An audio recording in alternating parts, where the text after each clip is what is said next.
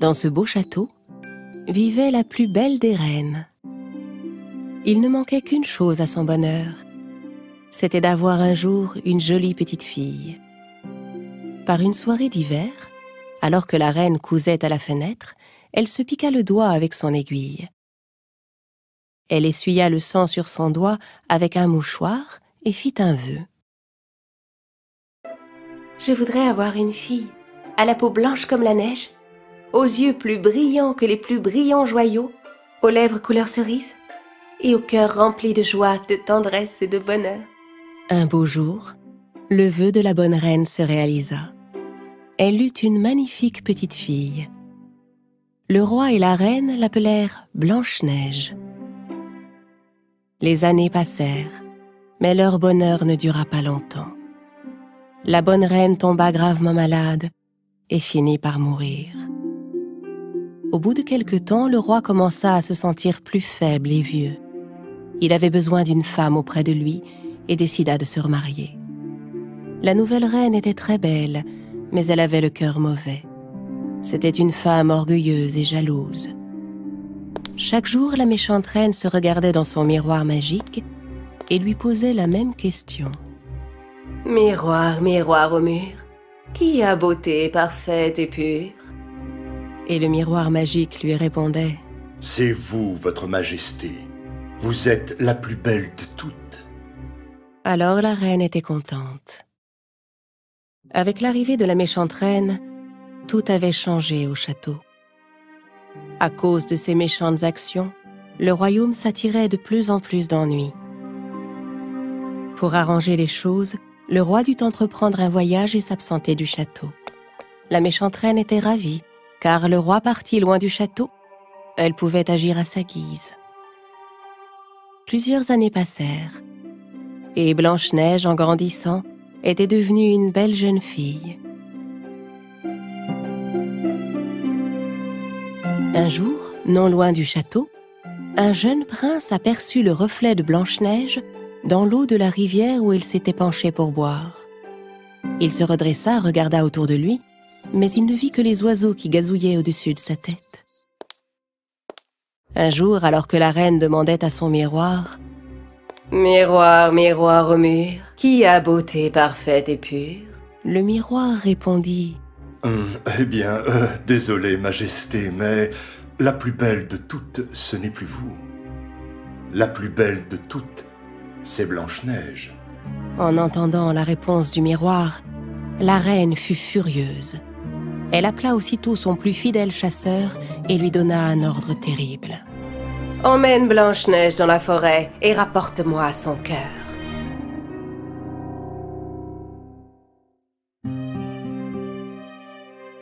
Les soldats amenèrent Blanche-Neige auprès de la reine. « Oh, ma chère Blanche-Neige, j'ai pensé que tu devais t'ennuyer dans ce château. Sors, va prendre un peu l'air dans les bois et ne t'en fais pas. Mon plus fidèle chasseur veillera sur toi. » Le chasseur conduisit Blanche-Neige au cœur de la forêt. Il devait obéir aux ordres de la reine.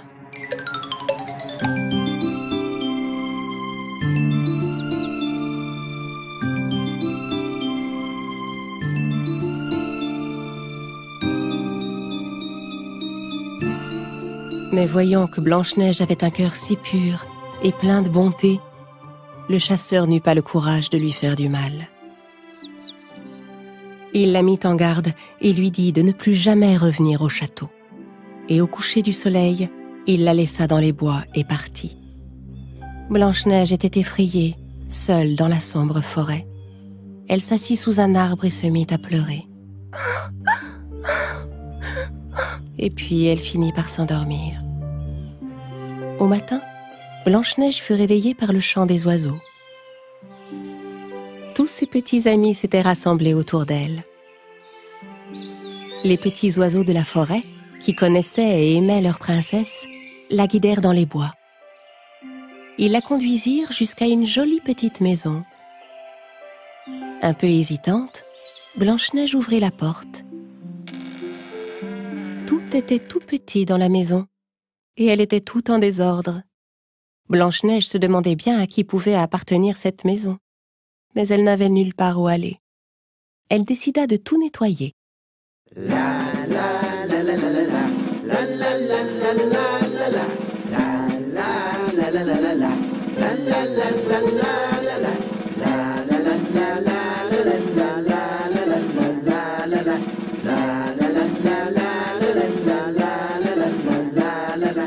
Quand elle eut fini de mettre de l'ordre dans la maison, Blanche-Neige prépara à manger avec les petits ustensiles de cuisine.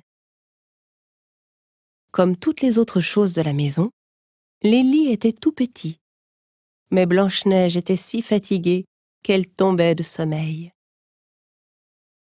Elle se dit qu'aucun mal ne pouvait lui arriver dans cette maison et s'endormit sur des lits qu'elle avait rapprochés.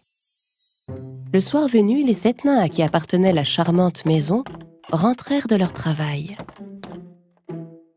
Quand ils entrèrent dans la maison, ils furent tout étonnés.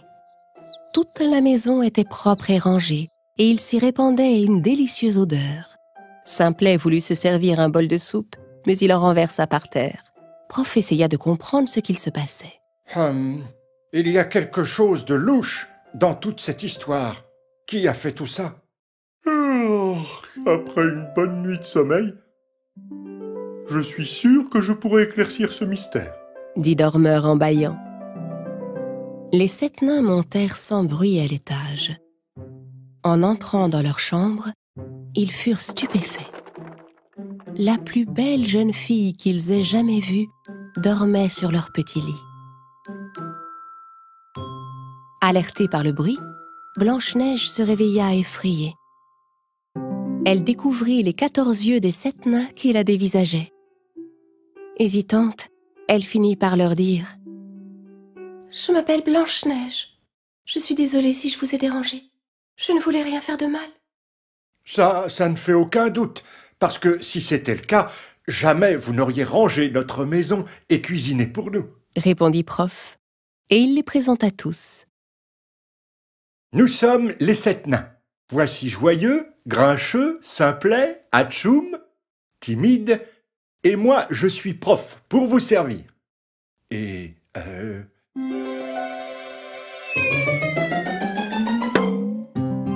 lui, là-bas, c'est Dormeur.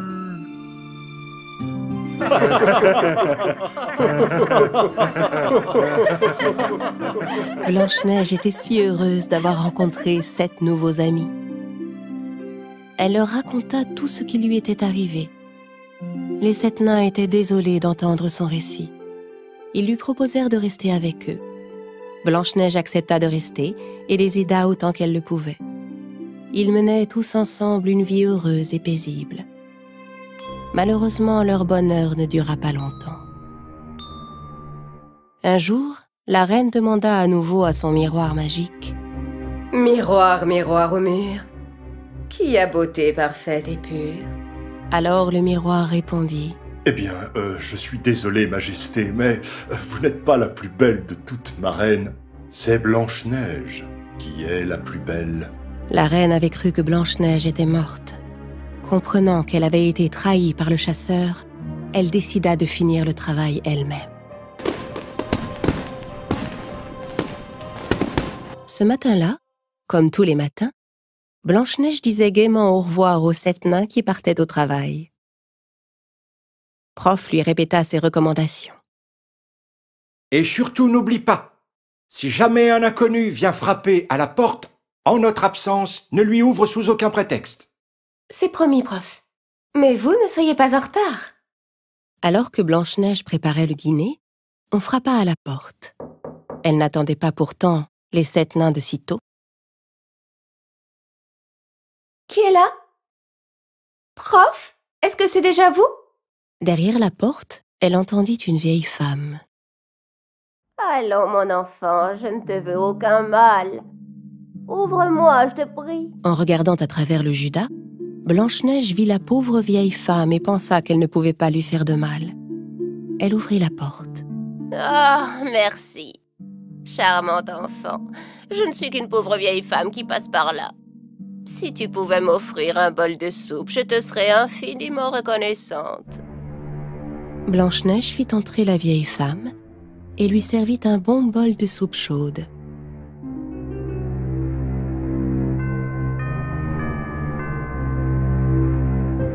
Merci beaucoup, mon enfant. Je n'ai pas d'argent à te donner, mais je peux t'offrir une de ces délicieuses pommes rouges que j'ai dans mon panier. Goûte-la, tu verras, à la première bouchée, tu te sentiras au paradis. Tentée, Blanche-Neige croqua dans la pomme.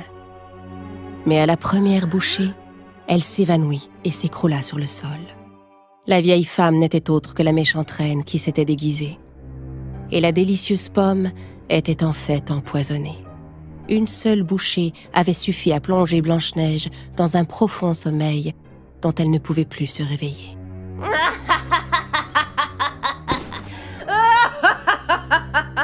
En rentrant à la maison, les 7 nains découvrirent Blanche-Neige étendue sur le sol. Et Prof trouva la pomme tombée à côté d'elle. La pomme qu'elle a croquée doit être empoisonnée. C'est sûrement un coup de la reine.